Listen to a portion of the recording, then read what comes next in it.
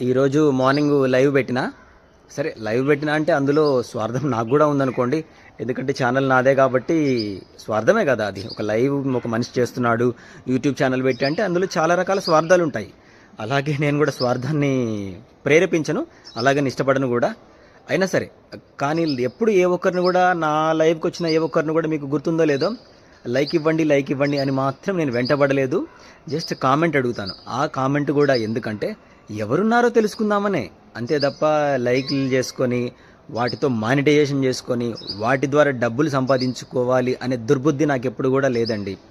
నిజంగా నాకు యూట్యూబ్ నుండి ఒక 10 రూపాయలు వస్తే ఇంకొక 10 రూపాయలు వేసుకొని నేను ఖర్చు పెడతానే తప్ప ఏ రోజు కూడా నేను ఏమి ఆశించలేదండి.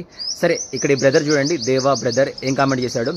నీ మంచి మనసుకి లైక్ కొట్టకుండా ఎవరైనా ఉంటారా బ్రదర్?